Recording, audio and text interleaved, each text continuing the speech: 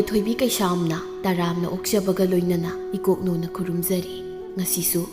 ꯃꯍꯧꯁꯥꯒꯨꯝ ꯃꯌꯥꯝꯒꯤꯗꯃꯛꯇ ꯌꯥꯝꯅ ꯅꯨꯡꯉꯥꯏꯔꯕ ꯐꯨꯡꯒꯥ ꯋꯥꯔꯤ ꯑꯃ ꯄꯨꯗꯨꯅ ꯂꯥꯛꯆꯔꯤ ꯋꯥꯔꯤ ꯑꯁꯤꯕꯨ ꯏꯕꯤꯔꯛꯄꯅ ꯂꯤꯟꯗꯥ ꯁꯥꯄꯝ ꯍꯧꯖꯤꯛ ꯃꯌꯥꯝꯒꯤ ꯃꯐꯝꯗ ꯋꯥꯔꯤ ꯑꯁꯤ ꯈꯨꯗꯣꯜ ꯇꯝꯖꯔꯤ ꯃꯌꯥꯝ ꯄꯨꯟꯅ ꯇꯥꯃꯤꯟꯅꯔꯁꯤ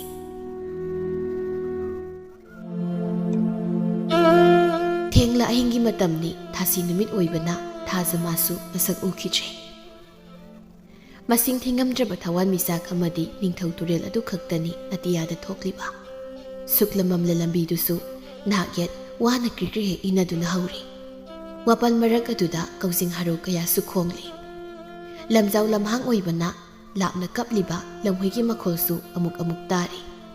ꯃꯀ꯭ꯂꯥꯞꯇꯣ ꯐꯔ ꯐꯔ ꯍꯦꯛ ꯅꯤꯛꯄ ꯃꯈꯩ ꯅꯨꯄꯥꯗꯨꯁꯨ ꯃꯈꯨꯠꯇ ꯊꯥꯡ ꯁꯣꯔꯤ ꯃꯁꯥ ꯑꯃ ꯄꯥꯏꯗꯨꯅ ꯑꯃꯝꯕ ꯂꯝꯕꯤꯗꯨꯗ ꯆꯠꯂꯤ ꯃꯆꯤꯜꯗꯁꯨ ꯁꯣꯜꯂꯤ ꯑꯩꯕꯨꯅꯦ ꯑꯍꯤꯡꯁꯤ ꯇꯧꯔꯤꯁꯦ ꯇꯣꯛꯅ ꯀꯤꯔꯤꯗꯀꯣ ꯑꯣꯖꯥꯁꯤꯅꯅꯦ ꯑꯩꯕꯨ ꯃꯐꯝꯁꯤ ꯊꯥꯕꯤꯔꯤꯁꯦ ꯑꯩ ꯉꯁꯤꯅꯦ ꯁꯣꯏꯗꯅ ꯁꯤ ꯇꯣꯛꯀꯅꯤ ꯇꯣꯛꯅꯁꯨ ꯐꯠꯈꯤꯔꯕ ꯃꯤꯅꯤ ꯃꯗꯣ ꯑꯩꯁꯨ ꯃꯍꯩ ꯃꯆꯦꯠ ꯑꯃꯠꯇꯕꯨ ꯐꯪꯍꯧꯔꯗꯤ ꯈꯟꯗꯅ ꯇꯧꯕ ꯋꯥꯅꯤ ꯅꯠꯇ꯭ꯔꯗꯤ ꯈꯪꯗꯧꯅꯤ ꯐꯔꯣꯏ ꯀꯃꯥꯏꯅ ꯐꯗꯣꯏꯅꯣ ꯃꯌꯥ ꯐꯪꯉꯦ ꯑꯃꯨꯕ ꯉꯥꯛꯇ ꯍꯧꯔꯦ ꯀꯨꯆꯨ ꯐꯪꯉꯦ ꯃꯩꯇꯥꯟꯒ ꯄꯥꯡꯈꯛꯅꯤ ꯃꯁꯝꯅꯦꯟ ꯇꯧꯔꯤꯗꯨꯅ ꯂꯋꯥꯏ ꯂꯨꯇꯣꯟ ꯑꯗꯨꯗꯒꯤ ꯋꯥꯅ ꯍꯧꯖꯔꯦ ꯑꯗꯨꯒ ꯂꯥꯏꯕꯛ ꯌꯧꯔꯛꯄꯗꯅ ꯑꯃꯨꯛ ꯈꯣꯏꯒꯠꯈ꯭ꯔꯦ ꯃꯃꯤꯡ ꯐꯪꯉꯦ ꯅꯣꯡꯌꯥꯏ ꯀꯥꯏꯅ ꯖꯨꯠ ꯑꯃ ꯆꯥꯃꯤ ꯅꯠꯇꯦ ꯑꯁꯨꯝꯅ ꯃꯔꯨꯝ ꯃꯔꯨꯝ ꯁꯣꯜꯂꯗꯨꯅ ꯀꯥꯂꯦꯟꯖꯥꯎ ꯁꯨꯛꯂꯃꯝꯂ ꯑꯍꯤꯡ ꯑꯊꯦꯡꯕꯗꯨꯗ ꯈꯨꯜ ꯑꯗꯨ ꯂꯩꯔꯤꯕ ꯃꯪ ꯑꯗꯨ ꯇꯝꯅ ꯂꯥꯛꯂꯝꯃꯤ ꯍꯣꯂꯥꯏꯌꯣꯏꯈ꯭ꯔꯕꯤ ꯏꯃꯥ ꯕꯥꯕꯥ ꯅꯆꯥꯅ ꯄꯥꯏꯖꯔꯛꯂꯤꯕ ꯏꯃꯥꯒꯤ ꯐꯅꯦꯛ ꯃꯆꯦꯠ ꯑꯃꯗꯤ ꯄꯥꯕꯒꯤ ꯈꯨꯗꯩ ꯃꯆꯦꯠꯁꯤꯅ ꯅꯆꯥ ꯑꯩ ꯇꯤꯃꯨ ꯂꯩꯃꯨ ꯊꯦꯡꯅꯔꯕꯁꯨ ꯉꯥꯛꯊꯣꯛꯆꯕ ꯑꯣꯏꯖꯒꯦꯀꯣ ꯑꯁꯨꯝ ꯂꯥꯛꯄꯅ ꯃꯪ ꯑꯗꯨ ꯌꯧꯁꯤꯜꯂꯛꯂꯦ ꯀꯥꯂꯦꯟꯖꯥꯎ ꯂꯩꯔꯦ ꯃꯤꯠꯅ ꯆꯦꯠ ꯎꯁꯤꯜꯂꯒ ꯃꯩꯇꯥꯟꯁꯦ ꯍꯦꯛꯇ ꯀꯣꯠꯂꯒꯦ ꯑꯁ ꯀꯤꯕꯅꯁꯨ ꯂꯣꯏꯔꯦ ꯇꯧꯔꯤꯁꯦ ꯍꯥꯏꯗꯨꯅ ꯀꯥꯂꯦꯟꯖꯥꯎ ꯁꯠ ꯄꯥꯛꯊꯗꯨꯅ ꯃꯤ ꯄꯣꯂꯣꯏꯈꯤꯕꯒꯤ ꯃꯩꯇꯥꯟ ꯂꯩꯔꯤꯕꯗꯨ ꯊꯥꯡ ꯁꯣꯔꯤꯗꯨ ꯄꯥꯏꯗꯨꯅ ꯀꯣꯠꯊꯣꯛꯄ ꯍꯧꯔꯛꯂꯝꯃꯤ ꯑꯃꯨꯛꯁꯨ ꯃꯈ꯭ꯋꯥꯡꯗ ꯌꯦꯞꯂꯤꯕ ꯐꯗꯤ ꯃꯆꯥꯗꯨ ꯂꯧꯊꯣꯛꯇꯨꯅ ꯃꯩꯇꯥꯟꯗꯨ ꯈꯔ ꯌꯣꯝꯁꯤꯜꯂꯤ ꯃꯍꯥꯛꯅ ꯁꯨꯝ ꯃꯩꯇꯥꯟꯗꯨ ꯈꯣꯠꯇꯣꯛꯂꯤꯉꯩ ꯃꯪ ꯑꯗꯨꯒꯤ ꯍꯦꯛ ꯃꯃꯥꯡꯗ ꯂꯩꯔꯤꯕ ꯑꯁꯣꯡ ꯃꯔꯛ ꯑꯗꯨꯗꯒꯤ ꯃꯃꯤꯠ ꯑꯉꯥꯡꯕ ꯑꯃ ꯀꯥꯂꯦꯟꯖꯥꯎꯗ ꯌꯦꯡꯂꯛꯂꯝꯃꯤ ꯀꯥꯂꯦꯟꯖꯥꯎ ꯃꯃꯤꯠ ꯑꯉꯥꯡꯕꯗꯨ ꯎꯕꯗ ꯈꯪꯄ꯭ꯔꯦꯛ ꯈꯪꯂꯗꯨꯅ ꯃꯅꯤꯡ ꯈꯪꯍꯟ ꯍꯟꯗꯨꯅ ꯇꯨꯁꯤꯜꯂꯤ ꯎꯏꯃ ꯀꯩꯅꯣ ꯁꯤꯗꯤ ꯑꯩ ꯁꯣꯏꯗ꯭ꯔꯦ ꯁꯤꯕ ꯑꯩ ꯂꯣꯏꯔꯦꯗꯅ ꯑꯩ ꯂꯣꯏꯔꯦ ꯍꯥꯏꯗꯨꯅ ꯃꯁꯥꯗꯨ ꯊꯛ ꯍꯦꯛ ꯅꯤꯛꯄ ꯃꯈꯩ ꯀꯥꯂꯦꯟꯖꯥꯎ ꯇꯞꯅ ꯇꯞꯅ ꯃꯅꯤꯡ ꯁꯨꯝ ꯍꯜꯂꯤ ꯃꯍꯥꯛꯅ ꯁꯨꯝ ꯃꯅꯤꯡ ꯍꯜꯂꯛꯄꯗꯨꯗ ꯎꯖꯥꯎ ꯑꯃꯗꯤ ꯍꯦꯛ ꯊꯦꯡꯖꯤꯜꯂꯝꯃꯤ ꯎꯖꯥꯎ ꯑꯗꯨ ꯈꯪꯅꯧ ꯍꯦꯛ ꯅꯣꯝꯂꯛꯄꯗꯨꯗ ꯎꯗꯨ ꯇꯣꯡꯂꯝꯕ ꯄꯤꯠꯂꯥꯎꯕꯤ ꯃꯀꯨ ꯃꯥꯁꯨ ꯆꯦꯛ ꯍꯥꯏꯅ ꯈꯣꯡꯗꯨꯅ ꯍꯦꯛ ꯄꯥꯏꯊꯣꯔꯛꯂꯝꯃꯤ ꯎꯖꯥꯎ ꯑꯗꯨꯗ ꯊꯦꯡꯖꯤꯜꯂꯨꯕꯒꯤ ꯈꯪꯕꯒ ꯎꯆꯦꯛ ꯃꯀꯨꯗꯨꯅ ꯈꯣꯡꯂꯛꯄꯒ ꯀꯥꯂꯦꯟꯖꯥꯎꯗꯨ ꯂꯋꯥꯏ ꯂꯨꯇꯣꯟ ꯁꯥꯈꯤꯗꯨꯅ ꯂꯥꯎꯔꯒ ꯃꯌꯨꯝ ꯇꯝꯅ ꯆꯦꯜꯂꯛꯂꯝꯃꯤ ꯃꯥꯅ ꯍꯦꯛ ꯆꯦꯟꯈꯤꯕꯒ ꯑꯁꯣꯡ ꯃꯔꯛ ꯑꯗꯨꯗꯒꯤ ꯊꯦꯕ ꯃꯆꯥ ꯑꯃ ꯐꯟ ꯐꯟ ꯆꯣꯡꯗꯨꯅ ꯊꯣꯔꯛꯂꯝꯃꯤ ꯑꯔꯥꯟꯕ ꯊꯕꯛ ꯑꯃ ꯇꯧꯕ ꯃꯔꯝ ꯑꯣꯏꯕꯅ ꯃꯁꯥꯅ ꯃꯃꯣꯟ ꯃꯥꯡꯖꯕ ꯍꯥꯏꯗꯨꯅꯤ ꯀꯥꯂꯦꯟꯖꯥꯎ ꯃꯥꯅ ꯇꯧꯔꯤꯕꯗꯣ ꯃꯤꯍꯨꯜ ꯂꯪꯈꯠꯇꯨꯅ ꯀꯟ ꯍꯦꯛ ꯆꯦꯜꯂꯛꯂꯕꯗ ꯀꯥꯂꯦꯟꯖꯥꯎ ꯃꯥꯒꯤ ꯊꯣꯡꯒꯥꯜ ꯌꯧꯔꯗꯨꯅ ꯁꯣꯔ ꯈꯖꯤꯛ ꯍꯣꯟꯗꯣꯛꯇꯨꯅ ꯃꯗꯨꯝ ꯑꯃꯨꯛ ꯍꯥꯏꯖꯩ ꯁꯤꯔꯝꯅꯤꯗ ꯁꯃꯥꯗ ꯂꯤꯂꯛꯏ ꯀꯩꯅꯣ ꯍꯧꯖꯤꯛꯀꯤ ꯃꯃꯤꯠ ꯑꯉꯥꯡꯕꯗꯨꯕꯣ ꯕꯨꯠ ꯁꯣꯏꯗ ꯑꯣꯏꯒꯅꯤ ꯃꯗꯣ ꯑꯁ ꯏꯃꯥ ꯄꯥꯕꯒꯤ ꯐꯅꯦꯛ ꯃꯆꯦꯠ ꯈꯨꯗꯩ ꯃꯆꯦꯠꯁꯦ ꯌꯥꯎꯔꯝꯗ꯭ꯔꯕꯗꯤ ꯑꯩ ꯍꯤꯡꯕꯒꯤ ꯋꯥ ꯂꯩꯇꯦ ꯃꯁꯤ ꯌꯥꯎꯔꯝꯕꯒꯤ ꯑꯩ ꯍꯤꯡꯂꯤꯕꯅꯤ ꯅꯠꯇ꯭ꯔꯗꯤ ꯑꯩ ꯉꯁꯤ ꯁꯣꯏꯗꯅ ꯁꯤꯔꯝꯅꯤꯗ ꯌꯨꯝꯗ ꯊꯨꯅ ꯆꯪꯍꯧꯔꯒꯦ ꯃꯩꯇꯥꯟꯁꯤ ꯂꯩꯔꯗꯤ ꯌꯥꯔꯦꯗꯅꯁꯦ ꯍꯥꯏꯗꯨꯅ ꯀꯥꯂꯦꯟꯖꯥꯎ ꯃꯌꯨꯝ ꯇꯝꯅ ꯆꯪꯂꯛꯂꯝꯃꯤ ꯃꯥꯅ ꯄꯨꯔꯛꯂꯤ ꯃꯩꯇꯥꯟ ꯑꯗꯨ ꯁꯪꯒꯣꯏꯒꯤ ꯐꯛꯂꯥꯡ ꯑꯗꯨꯗ ꯌꯥꯟꯁꯤꯟꯗꯨꯅ ꯊꯅꯝꯂꯒ ꯃꯌꯨꯝꯗ ꯄ꯭ꯔꯞ ꯑꯃꯨꯛ ꯆꯪꯂꯛꯏ ꯁꯣꯝꯗꯅ ꯀꯥꯂꯦꯟꯖꯥꯎꯒꯤ ꯅꯨꯄꯤ ꯀꯥꯕꯣꯛꯂꯩꯗꯨ ꯃꯤꯀꯞ ꯑꯃ ꯇꯨꯝꯂꯨꯔꯒ ꯃꯤꯀꯞ ꯈꯖꯤꯛ ꯊꯣꯔꯛꯄꯗ ꯃꯥꯒꯤ ꯃꯄꯨꯔꯣꯏꯕꯅ ꯂꯩꯔꯝꯗ꯭ꯔꯕꯗꯨꯗꯗꯤ ꯄꯨ ꯍꯧꯒꯠꯇꯨꯅ ꯀꯥꯂꯦꯟꯖꯥꯎꯕꯨ ꯀꯧꯖꯩ ꯍꯩꯃ ꯀꯔꯤꯅꯣ ꯇꯧꯔꯤꯁꯤꯅ ꯃꯣꯏꯇꯥꯗꯨꯕꯨ ꯀꯔꯝ ꯆꯠꯈ꯭ꯔꯕꯖꯥꯠꯅꯣ ꯃꯄꯥꯟꯗꯒ ꯊꯣꯛꯈ꯭ꯔꯤꯕꯖꯥꯠꯂꯥ ꯃꯣꯏꯇꯥ ꯀꯔꯤꯅꯣꯅꯦ ꯇꯥꯗ꯭ꯔꯤꯁꯤꯕꯣ ꯅꯠꯇꯦ ꯃꯗꯨꯕꯨ ꯃꯥꯏꯕ ꯁꯥꯕꯗ ꯂꯥꯏꯋꯥꯇꯤꯅꯤꯋꯥ ꯁꯨꯗꯅ ꯁꯣꯜꯂꯨꯗꯅ ꯃꯄꯥꯟꯗꯒ ꯁꯤꯈ꯭ꯔꯕꯖꯥꯠꯂꯥ ꯑꯁ ꯑꯩꯅꯦ ꯄꯦꯜꯂꯕꯅꯤꯗ ꯍꯥꯏꯗꯨꯅ ꯀꯕꯣꯛꯂꯩ ꯇꯨꯝꯊꯔꯨꯕꯒꯤ ꯃꯁꯝ ꯑꯐꯥꯕꯗꯨꯒ ꯀꯔꯤꯁꯨ ꯁꯦꯝꯖꯤꯟꯗ ꯐꯃꯨꯡꯗꯒꯤ ꯀꯨꯝꯊꯔꯛꯇꯨꯅ ꯊꯃꯣꯏꯗꯨ ꯄꯥꯏꯗꯨꯅ ꯊꯣꯔꯛꯂꯝꯃꯤ Kalenjau mana thonge hangdorappaga magi nupi kabuk leithorappaga mapa sabek sanaraduna Kalenjau du khangprek amuk khagi uima but ki ibu ai wa pi gado ai la kari na moita but na ti ye ai ni kai dorake as onthok puni ha nupi nang oi kari matong nang gi phibam se ha nang ai bu si tribraba kari no ai na kai dorake nang leiramdabadуда thorakpani aisu adu nangbu nasamna nado punjin khomjilaga thorakpa yadro ayuk nungthilda pa ubada kiraba nasakto ahingsida nasamna nai pa pa kai thangmaiduna khadang makha dek paire naya jawbuduga khangini ai hoida aibudi nongmata moitana ningthi nungaina haibikhirabani aisu isakthi haiba khangjai sum nang leiramdabaduda mapanda laiti naga sengkhrabar haidana mai ahingbase puraga yengba thorakpani nang kana thopiro haige ahingsida ho nang suma pansida kaidauramlige ahingsida na thongnate nang bune yam nusidanaga thorakpa nate aisu nang siraga ne ai tomdani lukrau hauduisi adugi thorakpani ko yarese imung sangbiro lairon tambasu sujingai yamna ayepa sajaninge jut ama saroi ona tom ngang hau aidi tumbusagi masigi mai ba sajani bunu pasidi masidi karai do sali bunu khangdeba ahing sidabu heloiga zwara sanaribra khangdi wani pilabani haiduna kabuk lei thonga do muk thingjingduna masu amuk sanglaktu potha kirami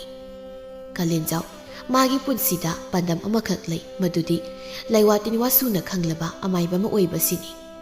khuladu lairiba ahal oiraba amaiba nongyai yumda mahak nungti numit khuding amaiba ma oinaba laiwatini watamba mahi mantra kaya tamba chatlami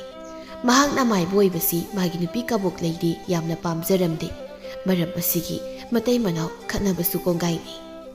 adubu Kalenjau magi maibu oiningbagi ithil aduna kanman kibana kabuk leina phana kanna haijarabasu yaramde ngasisu Kalenjau mana mangdagi lauruba maitana du puraduna amaiba nongyai mayumda laklami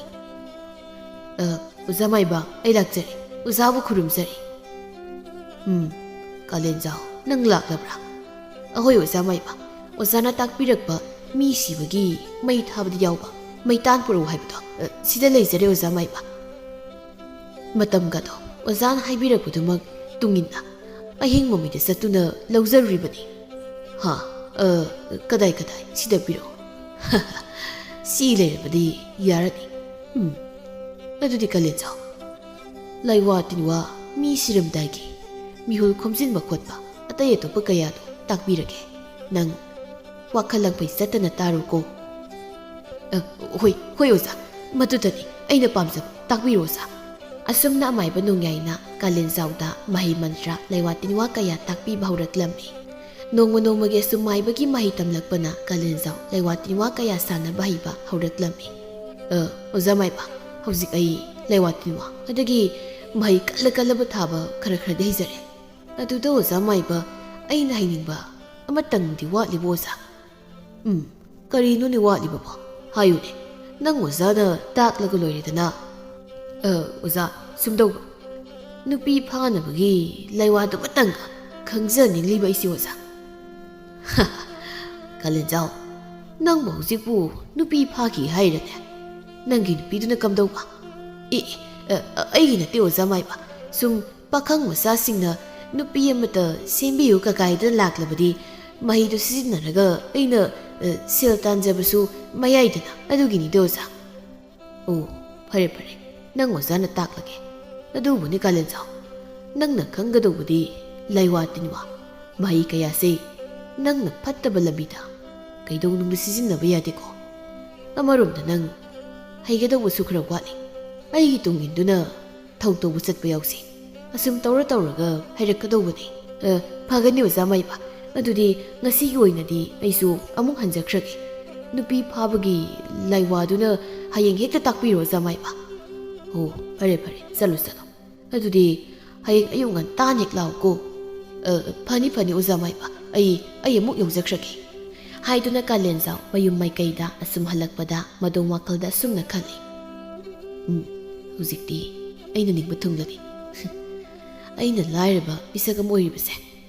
ꯂꯥꯏꯋꯥ ꯇꯤꯟꯋꯥ ꯀꯌꯥꯁꯤ ꯁꯤꯖꯤꯟꯅꯗꯨꯅ ꯍꯦꯂꯣꯏꯒꯁꯤ ꯀꯧꯊꯣꯛꯑꯕ ꯑꯗꯨꯗꯩꯗꯤ ꯁꯅꯥ ꯂꯨꯄꯥ ꯃꯌꯥꯝ ꯄꯤꯔꯧ ꯀꯥꯏꯅ ꯍꯥꯏꯔꯕ ꯑꯗꯨꯗꯤ ꯑꯩꯁꯦ ꯑꯗꯨꯝ ꯏꯅꯥꯛ ꯈꯨꯜꯂꯅꯤ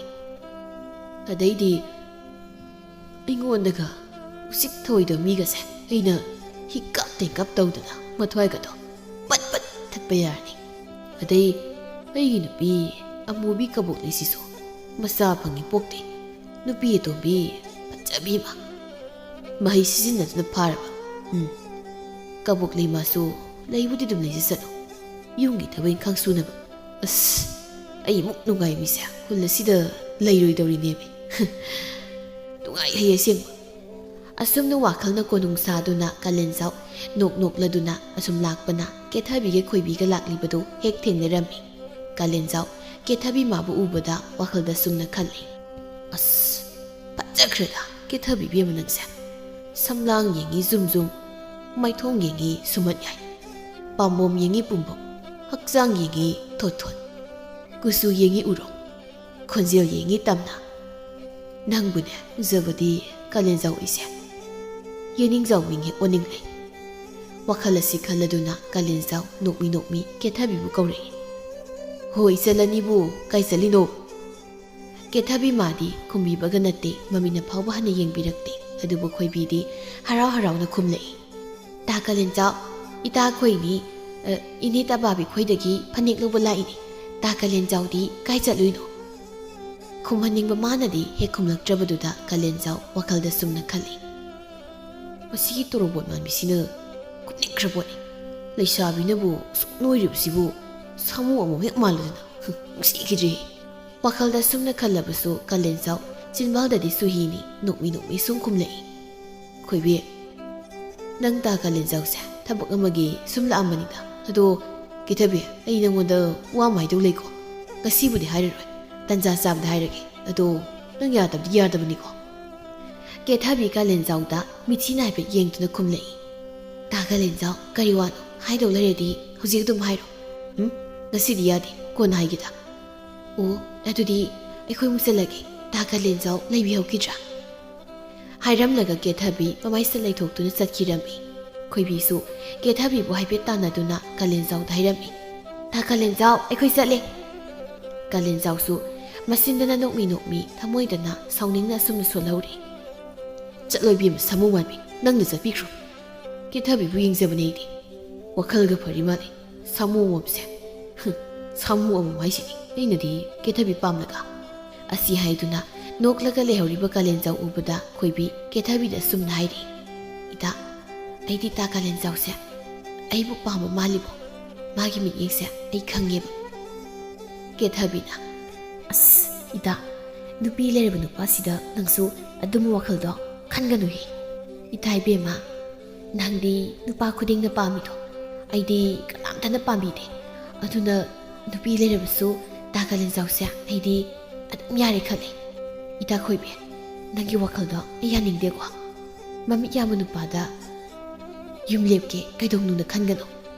ꯃꯗꯨꯒꯤꯁꯨ ꯃꯊꯛꯇ ꯃꯍꯥꯛ ꯄꯥꯈꯪ ꯑꯃ ꯅꯠꯇꯦ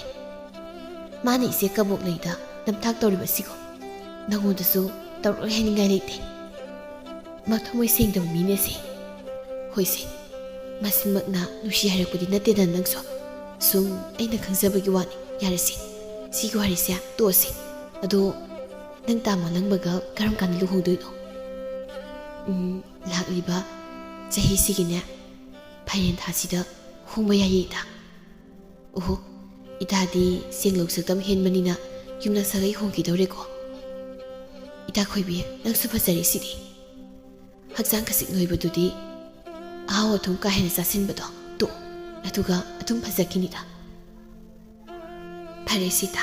ꯊꯣꯛꯑꯕ ꯑꯃ ꯑꯗꯨꯝ ꯂꯥꯛꯆꯔꯁꯅꯤ ꯆꯠꯂꯁꯤ ꯂꯥꯛꯑꯣ ꯍꯥꯏꯗꯨꯅ ꯃꯈꯣꯏꯅꯤꯁꯨ ꯆꯠꯈꯤꯔꯝꯃꯤ ꯁꯣꯝꯗꯅ ꯀꯥꯂꯦꯟꯖꯥꯎ ꯃꯌꯨꯝ ꯌꯧꯔꯗꯨꯅ ꯃꯥꯒꯤ ꯅꯨꯄꯤ ꯀꯕꯣꯛꯂꯩꯕꯨ ꯀꯧꯔꯛꯂꯝꯃꯤ ꯑꯩ ꯅꯨꯄꯤ ꯇꯥꯔꯤꯕ꯭ꯔꯣ ꯑꯩ ꯍꯜꯂꯛꯑꯦ ꯍꯩ ꯀꯕꯣꯛꯂꯩꯁꯨ ꯃꯄꯥꯟꯗ ꯃꯄꯨꯔꯣꯏꯕ ꯍꯜꯂꯛꯄ ꯇꯥꯕꯗ ꯏꯃꯨꯡꯗꯒꯤ ꯊꯣꯔꯛꯇꯨꯅ ꯈꯨꯝꯃꯤ ꯃꯣꯏ ꯇꯥ ꯍꯟꯕꯤꯔꯛꯂꯕ꯭ꯔꯣ ꯍꯜꯂꯛꯑꯦ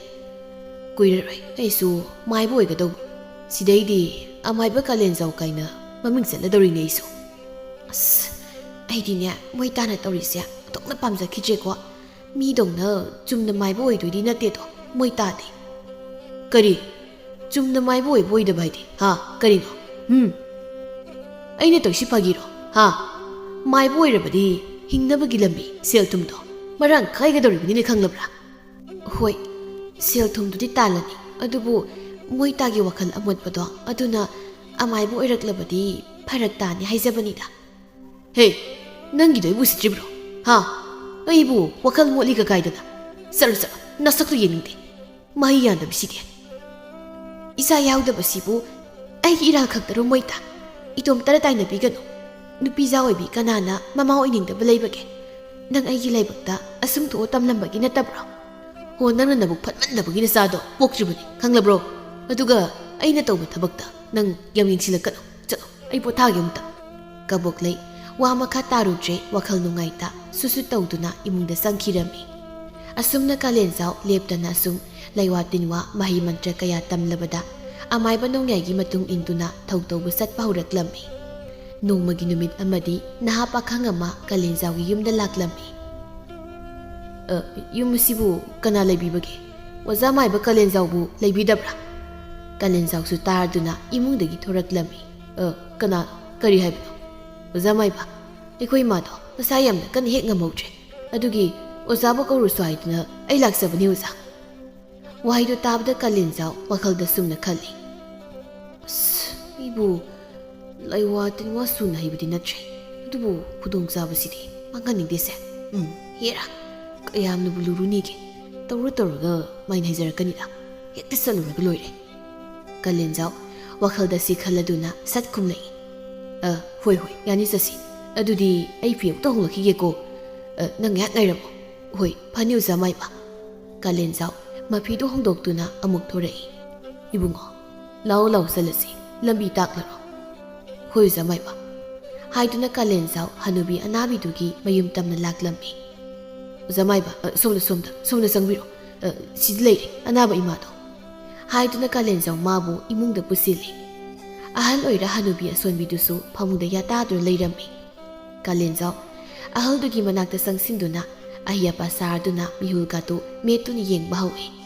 ꯑꯁꯨꯝ ꯉꯥꯏꯍꯥꯛ ꯌꯦꯡꯂꯝꯂꯒ ꯀꯥꯂꯦꯟꯖꯥꯎ ꯂꯩꯋꯥ ꯆꯣꯟꯗꯨꯅ ꯃꯤꯍꯨꯜ ꯊꯤꯕ ꯍꯧꯔꯛꯂꯝꯃꯤ ꯍꯦꯗꯣꯟ ꯅꯥꯍꯦ ꯆꯟꯗꯨꯅ ꯃꯌꯥ ꯀꯥꯕ ꯃꯈꯩ ꯂꯩꯔꯤꯕ ꯍꯅꯨꯕꯤꯗꯨꯕꯨ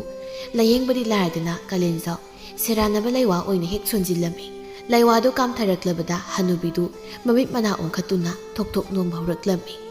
ꯃꯁꯥꯗꯨ ꯐꯔ ꯍꯥꯏꯔꯝꯂꯒ ꯑꯍꯜ ꯑꯣꯏꯔꯕ ꯍꯅꯨꯕꯤ ꯃꯥꯗꯤ ꯅꯤꯡꯁꯥ ꯁꯣꯔꯗꯨ ꯍꯣꯟꯕ ꯂꯦꯞꯈꯤꯔꯝꯃꯤ ꯀꯥꯂꯦꯟꯖꯥꯎ ꯐꯒꯗ꯭ꯔꯥ ꯍꯥꯏꯅ ꯁꯣꯜꯂꯨꯕ ꯂꯩꯋꯥꯗꯨ ꯂꯥꯜꯂꯦ ꯈꯪꯂꯛꯂꯕꯗ ꯃꯁꯥꯗꯨ ꯄꯥꯈꯠꯄ ꯍꯧꯔꯛꯂꯝꯃꯤ ꯁꯤꯗꯤ ꯂꯣꯏꯔꯗꯅ ꯍꯤꯡꯕ ꯌꯥꯕꯁꯤ ꯑꯩꯅ ꯍꯤꯡꯊꯠꯂꯦꯅ ꯇꯧꯔꯤꯁꯦ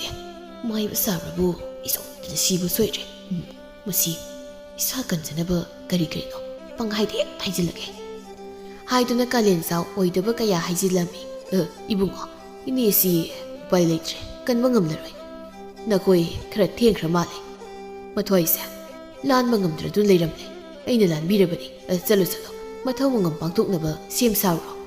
ꯍꯥꯏꯔꯛꯂꯤꯕꯗꯨ ꯇꯥꯕꯗ ꯏꯃꯨꯡ ꯑꯗꯨꯒꯤ ꯃꯤꯑꯣꯏ ꯄꯨꯝꯕ ꯇꯨꯃꯤꯟ ꯂꯩꯅꯔꯝꯕꯗꯨ ꯀꯞꯄ ꯑꯃꯗꯤ ꯂꯥꯎ ꯈꯣꯡꯕ ꯍꯧꯔꯛꯂꯝꯃꯤ ꯀꯔꯤꯅꯣ ꯅꯥꯔꯨꯝꯁꯤꯗ ꯇꯤꯡꯀꯠꯇꯅ ꯀꯞꯁꯤꯜꯂꯛꯏ ꯄꯥꯅ ꯄꯥꯈꯠꯄꯅꯦ ꯉꯁꯥꯏ ꯀꯩꯗꯤ ꯀꯞꯇꯦ ꯁꯤꯔꯀꯥꯟꯗ ꯀꯞꯅꯕ ꯉꯥꯏꯗꯨꯅ ꯂꯩꯔꯝꯂꯤꯕ꯭ꯔꯥ ꯈꯪꯗꯦ ꯃꯣꯏꯕꯨ ꯍꯅꯨꯕꯤꯗꯨꯕꯨ ꯁꯣꯔ ꯊꯥꯗꯠꯂꯒ ꯃꯔꯥ ꯂꯩꯇ ꯁꯥꯗꯨꯅ ꯀꯥꯂꯦꯟꯖꯥꯎ ꯅꯨꯃꯤꯠꯇꯨꯃ ꯅꯥꯟꯊꯣꯛꯂꯝꯃꯤ ꯊꯪꯅꯕ ꯅꯨꯃꯤꯠ ꯑꯗꯨꯁꯨ ꯀꯥꯂꯦꯟꯖꯥꯎ ꯍꯥꯟꯅꯒꯤ ꯃꯇꯧꯒꯨꯝ ꯀꯅꯥ ꯑꯃ ꯃꯥꯕꯨ ꯀꯧꯕ ꯂꯥꯛꯂꯝꯃꯤ ꯑꯣꯖꯥ ꯃꯥꯏꯕ ꯑꯩꯈꯣꯏ ꯄꯥꯕꯗꯣ ꯁꯤꯗꯣꯏꯒꯤ ꯈꯞ ꯆꯤꯡꯅ ꯂꯩꯍꯧꯔꯦ ꯑꯣꯖꯥꯅ ꯑꯃꯨꯛꯇ ꯌꯦꯡꯕꯤꯔꯔꯣ ꯁꯤꯗꯧꯔꯦ ꯍꯥꯏꯕ ꯉꯥꯏꯈꯣ ꯑꯩ ꯐꯤ ꯑꯃꯨꯛꯇ ꯍꯣꯡꯂꯛꯈꯤꯒꯦ ꯑꯣꯖꯥ ꯃꯥꯏꯕ ꯈꯤꯇꯪ ꯌꯥꯡꯁꯤꯟꯕꯤꯔꯣ ꯄꯥꯕꯗꯣ ꯀꯩꯅꯣꯝ ꯇꯧꯍꯧꯔꯦ ꯍꯣꯏ ꯂꯣꯏꯔꯦ ꯆꯠꯂꯁꯤ ꯂꯥꯛꯑꯣ ꯏꯕꯨꯡꯉꯣ ꯑꯣꯖꯥ ꯃꯥꯏꯕ ꯈꯖꯤꯛꯇꯪ ꯌꯥꯡꯅ ꯆꯠꯁꯤ ꯍꯥꯏꯗꯨꯅ ꯀꯥꯂꯦꯟꯖꯥꯎ ꯍꯥꯊꯨ ꯂꯥꯛꯂꯝꯃꯤ ꯎꯔꯦ ꯃꯒꯣꯜ ꯃꯁꯤꯗꯨꯗ ꯄꯗ꯭ꯔꯥꯛ ꯇꯥꯗꯨꯅ ꯂꯩꯔꯤꯕ ꯍꯅꯨꯕꯗꯣ ꯃꯇꯧꯗꯨ ꯌꯦꯡꯂꯒ ꯀꯥꯂꯦꯟꯖꯥꯎꯅ ꯍꯥꯏ ꯏꯕꯨꯡꯉꯣ ꯁꯤꯗꯤ ꯃꯇꯝ ꯂꯣꯏꯔꯦꯗꯅ ꯌꯥꯔꯔꯣꯏ ꯅꯪ ꯑꯣꯖꯥ ꯃꯥꯏꯕꯅꯅꯦ ꯃꯥꯒꯤ ꯃꯤꯍꯨꯜꯁꯤ ꯈꯨꯝꯖꯤꯜꯂꯒꯦ ꯅꯈꯣꯏ ꯃꯊꯧ ꯃꯉꯝꯒꯤꯗꯃꯛ ꯁꯦꯝ ꯁꯥꯕ ꯍꯧꯔꯣꯀꯣ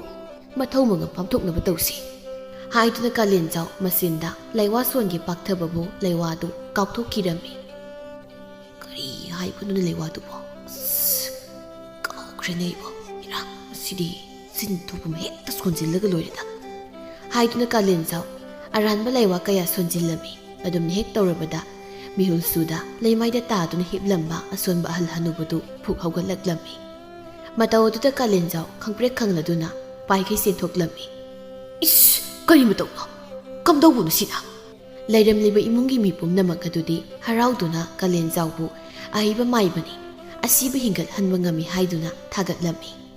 nongmasu kalenzaudu leisabi macha ama makuta yairong thungi haiduna layeng chatlammi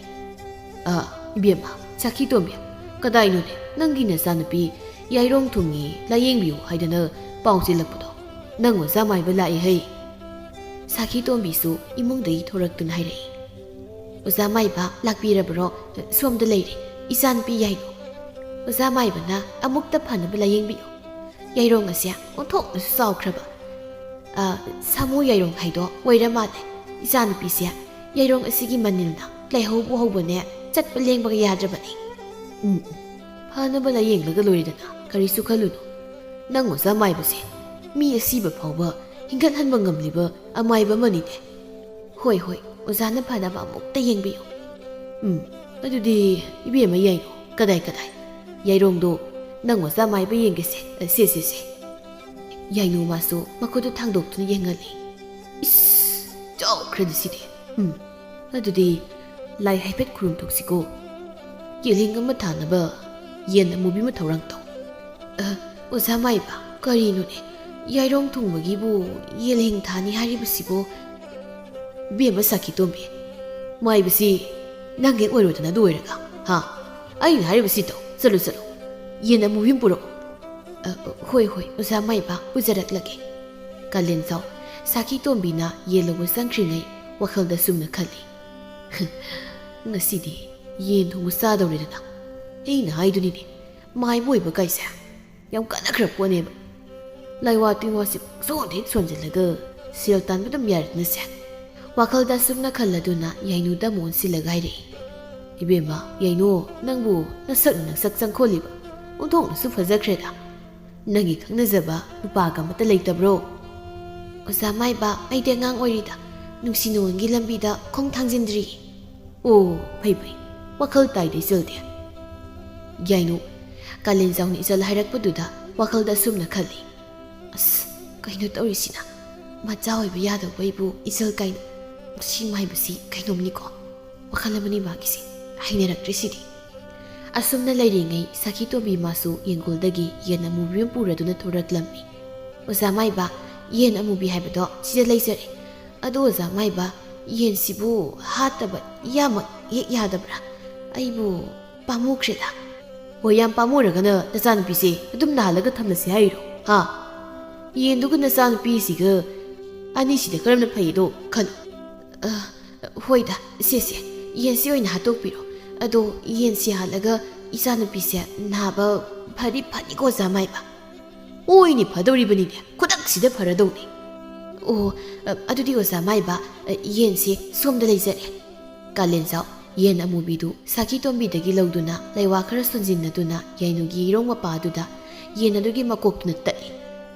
aduga nung amada yen makoktu pop thaduna hatoklammi si orabadi naba pharani adudi wema saki tombi salu tengkot amaga usan kharaga puthoro aduga ne tengkot to maning khajit luthabam purauko oza maiba maduna mu kaidongnabano ihe tabak tongnabarine porau harise aibu uzando mai tharaga tengkotuda chakthobi sanana porau haigadro ha hoi lokthok jarukige haiduna saki tombi amuksu tengkot amadi usan puraduna thoraklammi sese oza maiba tengkot usan somda leizare kalenzau usando mai sukhatuna tengkot adugi manungda mai thaba hawi mikop amani mai tharabatu mai saklabu usana tu loktoktuna mai gi manil yauraba tengkot adu paiduna hai hey bima yaino nang kharadi narani adu nge khanguko hairaga tengkot adu yairong mapadu tamna upsili tengkot adu tingkhatan he upsilakpaduda yairong adugi mayaidadi tadaduna tengkot mapan aduna yairong aduda he gansilami matawduda mabuk thala yairong adu pungkai he kaire yainu masu Chaina khol adu kanman khibana makhong aduna Kalenjau bu kauthuraklammi. Waima! Ai sire. Ai kakramale. Khonga loi kakramale. Kalenjau masu khajik handoktuna tai. Ish kari amai bai gi mai sida khongpak sin korokpa. Tingkot sina uppada mapa saudra male ne. Tingkot maya sina yairong duda upura male ne. Saki tombi masagi manakta sensinduna hai. Imagi bema sese kaisu tawroise yairong kairi isa naba pharani sese. Ibema saki tombi nang moza mai bana yairong to tingkot maya itanam uppada soidana tingkot maya mapa oine takra male. Haujik pudi karisu tawroita. Horene nang sak thongbada urok sumbal manado adu sakpu makhumda haifet yairo aduga yairong adu napu aduga adum phajakranida adudi ayemu sanaba tawrage yena sibasisu nang wasa maibana pubigrage ko awa pal marakta hundok piramlage phani waza maiba asum leijahuri haiduna Kalenjau magi mayum tamna asum halakpada kethabidu hek thengnerami haima kethabini ne adalak libaside tanja zare musiri ayya pambase hekta phongdok lagi ngasi wakhalda sikhaladuna Kalenjau kethabi mabu kauraklammi kethabiya nangbu kaida chaluribano as si thengnare ni pelabani idi ta Kalenjau abok zawbi khoidagi chaphu leirubani aigi ising soknabu pundo kaikhraba adugi o ado kethabi ngasidi nang ta Kalenjau nangonda wam ta haigidana kaiwano ta Kalenjau yani haibiyo sumdawbani aina nangbu nungsijarakliबasi kuiraba aduda haidokpadi aisi ngamjadaba ado nangbu aigi oigi lamdang oijarage haidana haibaga loidi kethabi mahak sauna khumlei kaino ta Kalenjau atubu haiba yaba waro ta Kalenjau bu pakhang oiribra ise kabu leileribudubu kari oinu ubirabage adugi sumathakta aise luhongadorabani maramsina ta Kalenjau yofamdo ai tade ude haina khanjare aduna warobiba yade ai thabaksu khar lehuri khar sinjaba aduna chajarage haiduna kethabi satchat kirami shia nupi mana su ngakjau tekpa adudi nang mai sizinarga thaba taridana Kalenjau aina haiba indabsu sai khangnibana machinda sumurum soladuna Kalenjau magi mayum tamna praprap laklammi makuta pairakliba yen asibadu sangoida thamduna manak nakpada satlamba sanarai leyama pathatun heklammi sanarai aduda mahi mantra khara sonduna susu haina kamsilaga nokmi madum sonjai leisine thomada kethabi mahakna ahan me ubunu paduda ngauraduni aina mamangna phanik chongsilaba adaidi ayi wakhalda mapungau ngaurani adagidi engonda leijage haidana mahak koitan tanaradoni khangni do Kalenjau iti khangange haiduna Kalenjau sanarai du puduna khulgi pukri tamna laklammi soi sidani manga koibigana he ising sokpa thorakpudo chaphu su leihibanina ising sokpa thoida thorani adudi ubrum amada lotuna hekta ngairage asumna Kalenjau umagi marumda lotuna kethabibu lakpa ngai du leirammi somna kethabi masu khoibiga punna ising sokpa laklammi Laisabi anina langpa ubada Kalenjau masadu tasinduna lumlaga makuda pairakliba sanareidu kethabi tamna sat thomlai laibakna leitrisu sanareidu kethabi dadi pandraduna manam pakhrabi khoibidu de hek pankhirami khoibi sanareiduna palabada mamitu sap yumkhatuna phibam ama honglaklammi mamai sat onthokduna yenglakpada lembana longpaiduna chatlibudu hek urure khoibi punna do leimaida sathadaduna lembagi manak tamna sensinduna hai talemba ai nangyam nusi law ngasimak ekta selasi chumna patanga pharaga hanjarakpa lemba madi khoibigi mataududa ingangangna hai kainu khoibi kainu nang haidubo nangbu ngaurabro as ai ngaudi lawko